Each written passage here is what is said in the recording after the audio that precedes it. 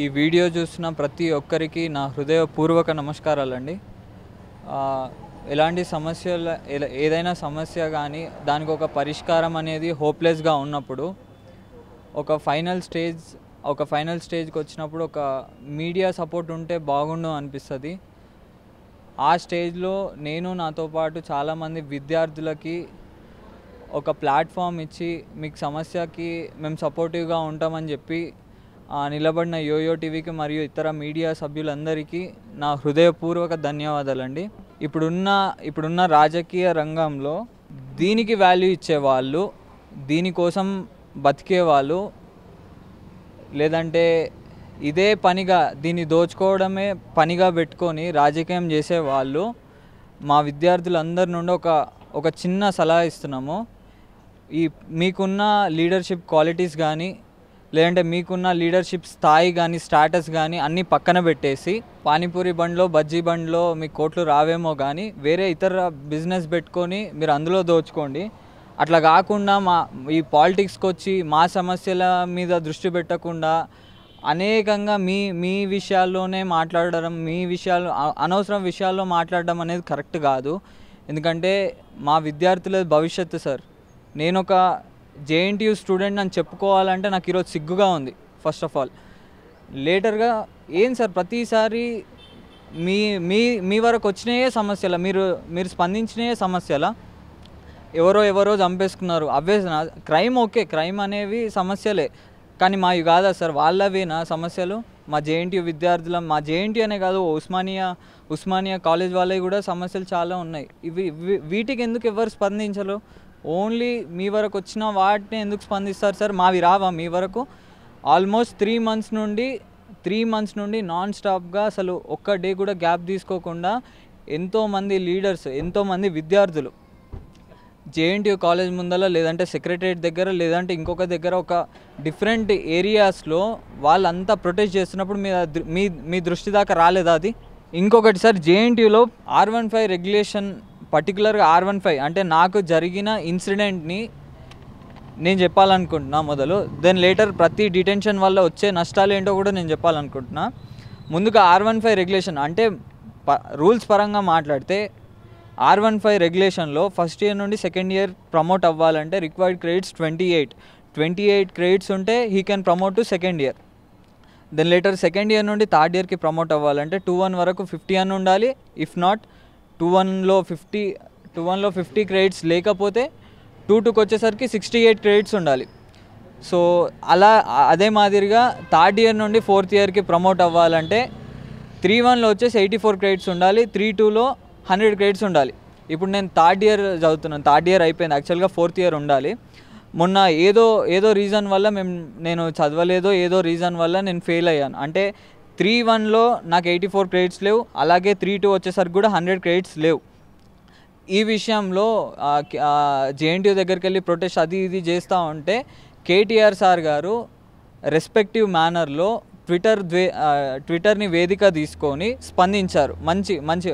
చాలా మంచిగా స్పందించారని మేమందరం కొంత వందలాది స్టూడెంట్స్ అనుకున్నాం. స్పందించారు. Spoke to vice chancellor Venugopal sir గారికి ఏదో మాట్లాడి అడ్వాన్స్ అప్లై అనేది పెట్టారు. అడ్వాన్స్ అప్లై పెట్టిన దానికి రీజన్ ఏంది సార్? ఇప్పుడు ఫెయిల్ అయిన స్టూడెంట్స్కి సెకండ్ ఛాన్స్ ఇద్దామని చెప్పేసి మీరు అడ్వాన్స్ అప్లై పెట్టారు, సంతోషం. ఆ అడ్వాన్స్ రాసి R15 రెగ్యులేషన్ పర్టికులర్గా పెట్టింది R15 regulation and R16 regulation ఇద్దరికి పెట్టారు. ఒక్క నిమిషం, మనం ఏది కూడా BTech first year second semester and next for R16 regulation and next first year advance supplementary for R15 regulation అని క్లియర్గా మీరే పెట్టారు. మనకు అడ్వాన్స్ అప్లీ అంటే నాకు పరంగా అయితే అడ్వాన్స్ అప్లీ అంటే నాకు ఒక సెకండ్ ఛాన్సెస్ సార్. మొన్న చూసుకుంటే, మొన్న ఇన్సిడెంట్ది చూసుకుంటే నాకైతే ఇది రెండో అవకాశం ఇవ్వడానికే ఇది అడ్వాన్స్ అప్లీ పెట్టారు. అట్లాంటిది అడ్వాన్స్ అప్లీలో నేను రాసి అడ్వాన్స్ అప్లీలో నేను ఒక సబ్జెక్ట్ అనేది క్లియర్ చేశాను ఫస్ట్ ఇయర్లో క్లియర్ చేసి ఆ సబ్జెక్ట్ 3-1లో నాకు 3-2 వరకు నాకు అన్ని క్రెడిట్స్ లేవండి, 94 ఉన్నాయి అవుట్ ఆఫ్ 100. 3-1 వరకు వచ్చేసరికి 84 క్రెడిట్స్ అయితే నాకు వచ్చిన క్రెడిట్స్ 86 ఉన్నాయండి. 86 క్రెడిట్స్ ఉన్నాయి. మరి ఇప్పుడు ఎందుకు మమ్మల్ని ప్రమోట్ చేయట్లేదు? బట్ ఆల్సో నేను ప్రమోట్ అయ్యానే సంతోషంతో ఎవ్రీడే కాలేజ్ కూడా వెళ్ళాను. బట్ వన్ ఫైనల్ డే నేను ఇంటర్నల్స్ రాయలేదు సార్, మొన్న డీటైన్ అయినందువల్ల. సో ఇప్పుడు నేను ఇంటర్నల్ రాయాలంటే నీ పేరు ఇంకా నేమ్ లిస్ట్లో రాలేదు, ఫ్రెష్గా డీటైన్ లిస్ట్ వస్తుంది, అది చూసుకున్న తర్వాత మాట్లాడదామని చెప్పేసి అన్నారు. ఫ్రెష్గా డీటైన్ లిస్ట్ చూసుకుంటే మళ్ళీ నా పేరు డిటెన్షన్ లిస్ట్లో ఉంది. అనుకున్న క్రెడిట్స్ అయితే ఉన్నాయి కదా సార్, మళ్ళీ డిటెన్షన్ లిస్ట్. కేటీఆర్ సార్ మీరే చూసుకోవాలి, మీరు పెట్టిన దానికి నేను రాసిన దానికి మీరు పెట్టిర్రు, నేను రాసిన దాంట్లో ఫలితాలు వచ్చినాయి, అంటే మంచి పాస్, ఒక సబ్జెక్ట్ అనేది క్లియర్ అయింది మీరు పెట్టిన దానివల్ల. మరి నాకు ఏం మేలు జరిగింది సార్? ఇదే విషయం వెళ్ళి ఎవరికైనా అడుగుదామంటే ఎవరికి అడగాలి సార్? నాకు ఒక 2 విషయాల్లో డౌన్ టు ఎర్త్ అనే దానికి మీనింగ్ తెలియదు సార్. ఇప్పుడు ఏ సామాన్యుడైనా సరే బయటకు వచ్చి ప్రజల్లోకి వచ్చి నాకు ఇట్లా సమస్య అవుతుంది, నేను ఎవరికైనా పోయి చెప్పుకోవాలి అంటే వాళ్ళు ఇతరులను అడగాల్సిన సిచ్యువేషన్కి వచ్చింది. డౌన్ టు ఎర్త్ ఏంది సార్? ఎవరున్నారు sir down to earth? Kadiyam Srihari గారికి ఫోన్ చేసాం, ఎడ్యుకేషన్ మినిస్టర్ కడియం శ్రీహరి గారికి ఫోన్ చేస్తే మనం ఈ మధ్యలో అసలు ప్రూఫ్ లేని ఏమైతలేదు, ప్రూఫ్ కావాలి దానికి కూడా. ఎక్కడ చేసినావు? ఒక్క నిమిషం సార్.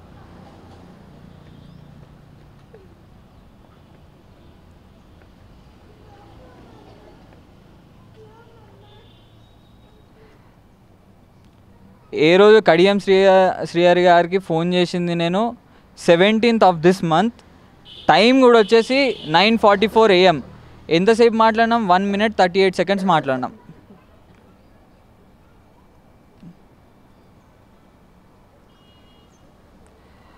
మీకు లేదు నంబర్, మీరు అది ఇది అదేదో పేరు అట్లా ఫీడ్ చేసుకున్నారంటే లాస్ట్ డిజిట్ మీ నంబర్ 011 అనుకుంటా, 011 911. నేను ఇది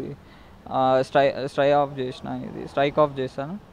ఓకే ఫైన్. సో 1 minute 38 secondsలో ఆయన మాట్లాడిన విధానం మాత్రం సార్, తెలంగాణలో ఒక మినిస్టర్, దట్టు ఎడ్యుకేషన్ మినిస్టర్ అంటే ఎందుకు పెట్టారు సార్? ఎడ్యుకేషన్లో మినిస్టర్ ఎందుకు పెట్టారు? ఉన్న ఎడ్యుకేషన్ లెవెల్ని కొంచెం అప్గ్రేడ్ చేయడానికి పెట్టారు. మా బీటెక్, నాకు intermediate first inter 10th class వరకు అయితే తెలీదు, కాకపోతే బీటెక్ గురించి మాట్లాడాలంటే నేను 2015 బ్యాచ్ సార్. 2015 నుండి ఇప్పటి వరకు నాకు బీటెక్లో ఏం మార్పులు అయినాయో చెప్పండి సార్. ఏం అప్గ్రేడ్ అయింది సార్?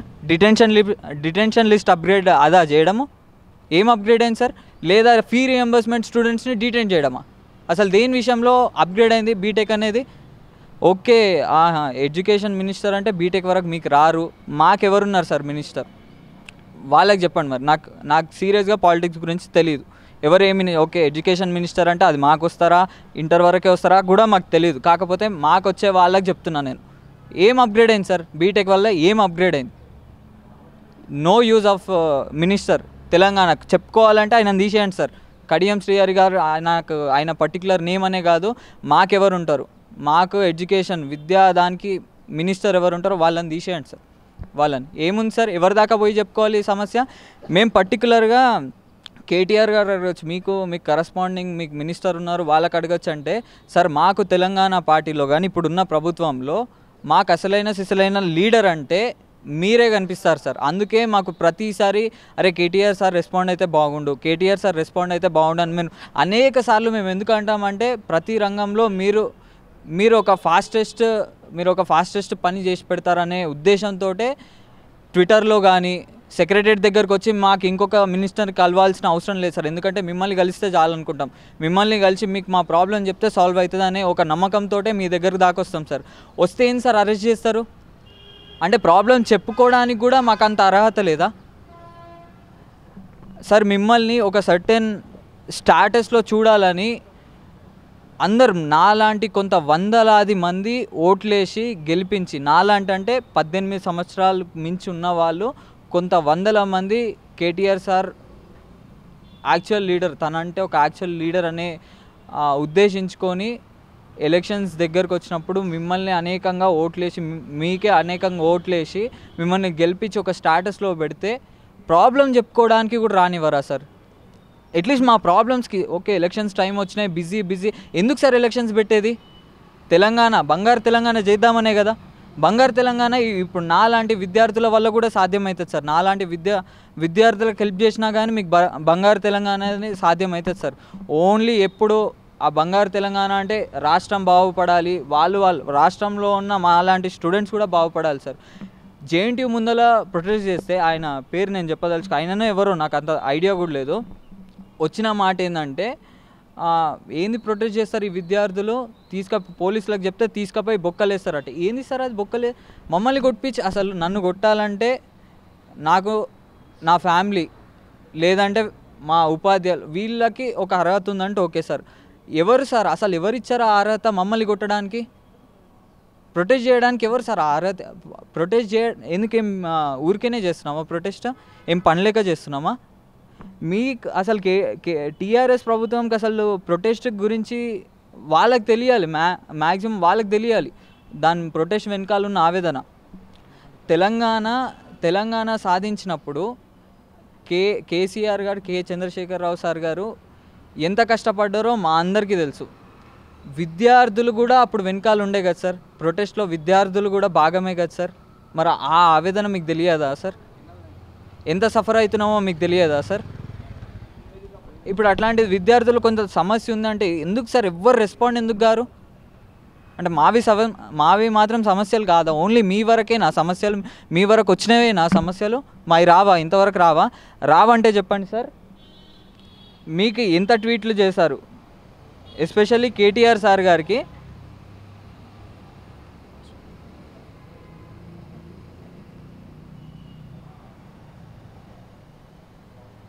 ఇట్లాంటి మెసేజెస్ మీకు ఎంతమంది పంపారో మీరే చూసుకోవాలి సార్. ఇట్లాంటి message at the same time ఇంకొకటి సార్, బాధాకరమైన విషయం ఏంటంటే మీ పర్సనల్ సెక్రటరీ సార్, తన పేరు తిరుపతి బండారి, నాకైతే పిఏ ఆఫ్ కేటీఆర్ అనే ఇచ్చారు నంబరు. ఎవరిచ్చారంటే ఎవరో వ్యక్తి ఇచ్చారు. వారికి నేను 28th date of this month అప్పటి నుండి ఎన్నిసార్లు కాల్ చేశానో మీరు చూసుకోవాలి సార్.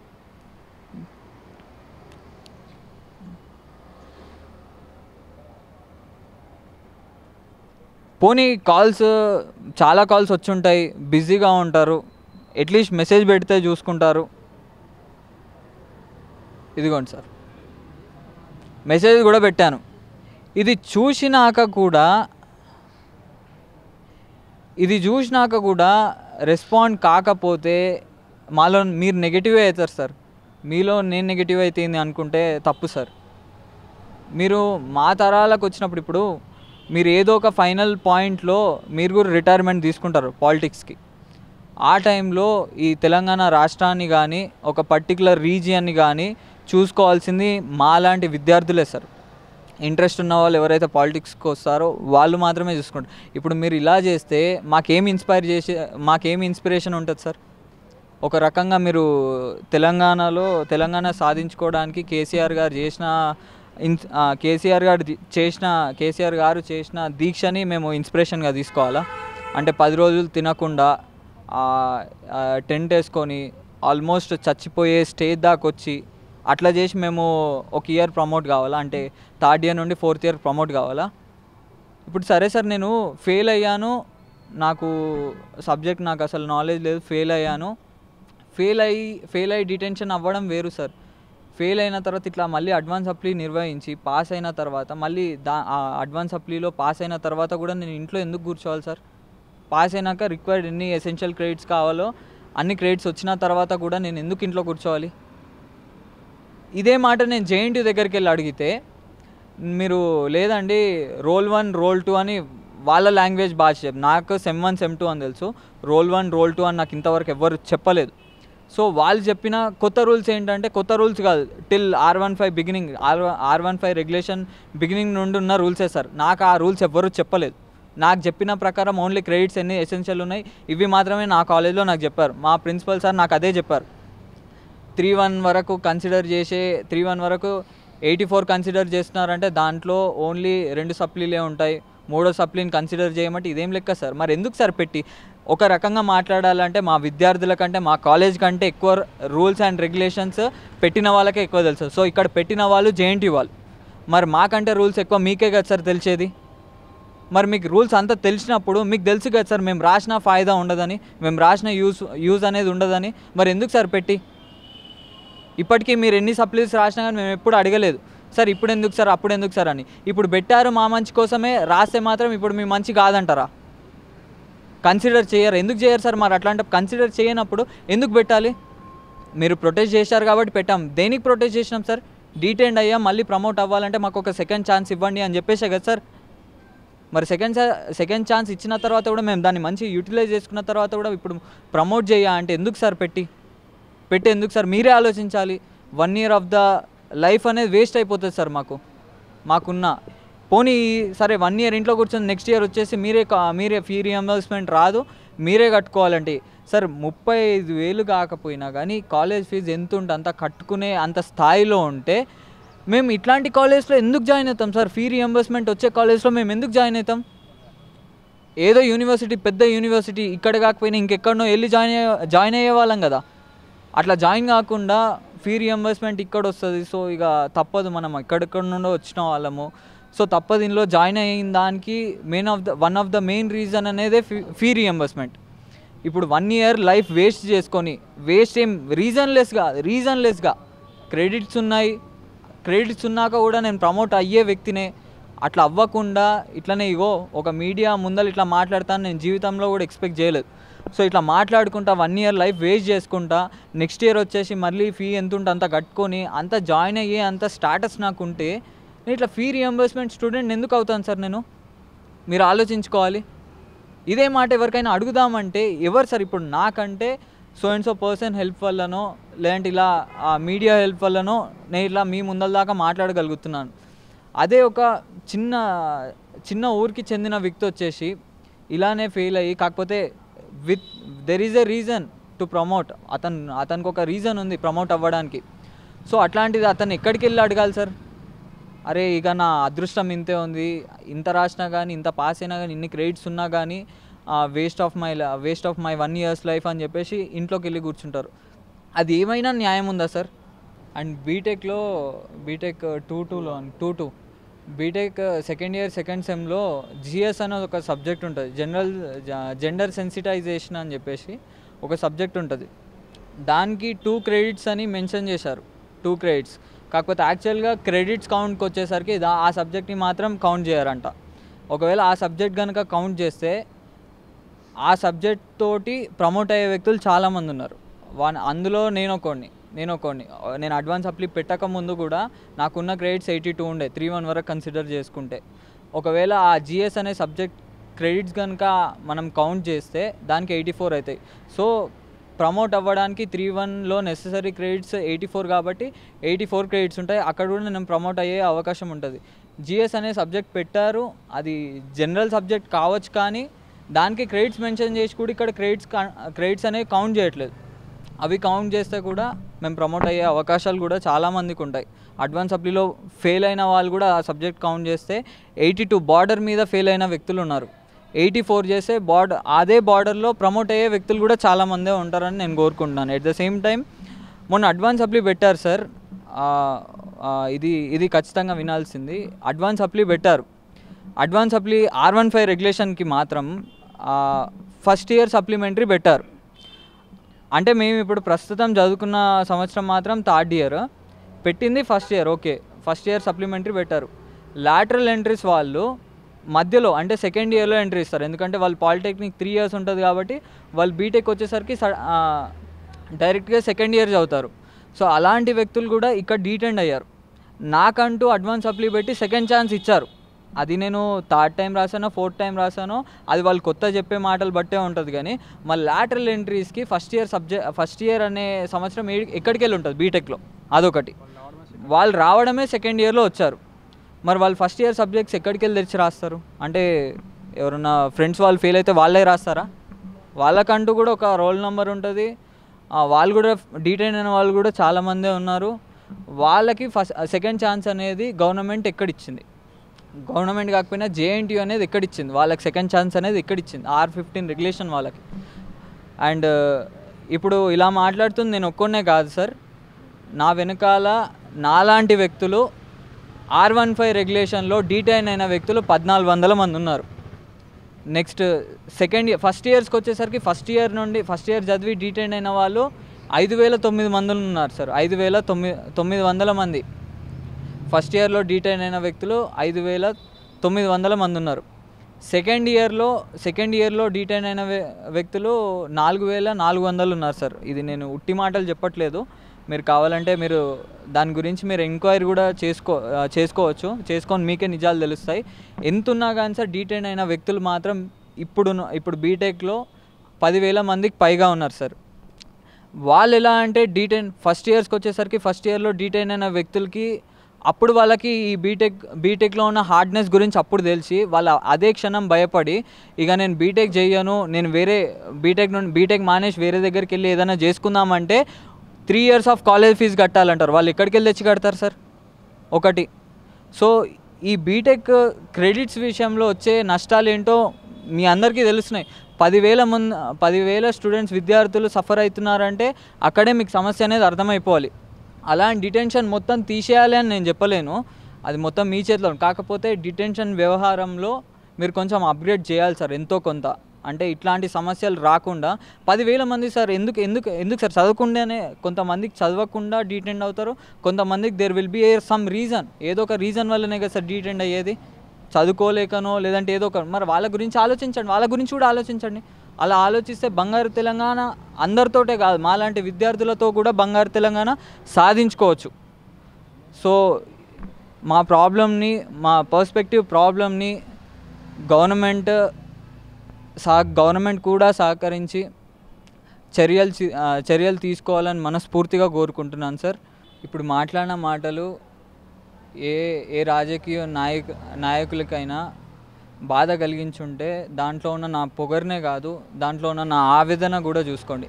నా ఆవేదననే కాదు, నాలాంటి ఎంతోమంది విద్యార్థుల ఆవేదన కూడా చూసుకోండి. అండ్ ఎంతసేపు అదే కాకుండా మాకు వచ్చే ఒక కంక్లూజన్ మీకు కన్వే చేయాల్సింది ఏంటంటే, మాకు ఇన్ని క్రెడిట్స్ ఎసెన్షియల్ అన్నప్పుడు అన్ని క్రెడిట్స్ వచ్చాక కూడా మమ్మల్ని ఎందుకు ప్రమోట్ చేయట్లేదు? ఇది ఎందుకని ఇలా వెళ్ళి ప్రశ్నిస్తే మీరు 3 సార్లు రాశారు, 4 సార్లు రాశారు, ఎన్నిసార్లు మేము రాసాము వాళ్ళకి తెలీదా? వాళ్ళకి తెలుసు కదా సార్. తెలిసినా కానీ వాళ్ళే ఎగ్జామినేషన్ పెట్టి వాళ్ళే ఇప్పుడు ప్రమోట్ చేయకుండా ఉండడం మేము బాగాలేదు. ఎట్ ద సేమ్ టైం ఇంకా కొంతమంది నేను చెప్పినట్టుగా లాటరల్ ఎంట్రీస్ వాళ్ళకి పరీక్షలు అనేది పెట్టలేదు, ఇంకా అడ్వాన్స్ అప్లీ. ఇంకా డిటెన్షన్ వ్యవహారంకి వచ్చేసరికి డిటెండ్ అయిన విద్యార్థులు 10,000కు మించే ఉన్నారు. సో ఆ డిటెన్షన్ దగ్గర కూడా మీరు ఏదన్నా కొంచెం పెద్ద మనసు చేసుకొని ఏదైనా హెల్ప్ చేస్తారని మనస్ఫూర్తిగా కోరుకుంటున్నాం. హెల్ప్ అంటే ఏదో ప్రమోట్ చేయమని కాదు, దాంట్లో కూడా మీరు ఏదైనా ఆలోచించి పెద్దగా దానికి మాకంటే బాగా మీకే తెలుసు. డిటెన్షన్ విషయంలో కూడా మాకంటే బాగా మీకే ఎక్కువ తెలుసు. ఎలా చేస్తే విద్యార్థులు ప్రమోట్ అవుతారనేది కూడా మీకే తెలుసు. సో అందరికీ సెకండ్ ఛాన్స్ ఇచ్చినట్టే లాటరల్ ఎంట్రీస్కి కూడా సెకండ్ ఛాన్స్ ఇవ్వాలి. At the same time detention rule దగ్గరకు వచ్చేసరికి రూల్స్ అనేవి చేంజ్ చేస్తారో లేదో అనేది మీ విషయం వరకే అది. సో ఆ 10,000 మంది విద్యార్థుల భవిష్యత్తు మీ చేతిలో ఉంది సార్. సో అంతమంది డీటెండ్ అయ్యారంటే వాళ్ళకు ఎంతో కొంచెం మేలు చేసి డిటెన్షన్ వ్యవహారంలో ఎంతో కొంచెం ఆ రూల్స్లో ఏదైనా అప్గ్రేడ్ చేసి అందరికీ ఏదో ఒక మార్గం చూపించాలని మనస్ఫూర్తిగా కోరుకుంటున్నాను సార్. Thank you. హలో, మిమ్మల్నే యోయో టీవీ యాప్ డౌన్లోడ్ చేసుకున్నారా? ఇంకా లేదా? మీ యాప్ స్టోర్కి వెళ్ళి వెంటనే డౌన్లోడ్ చేసుకోండి.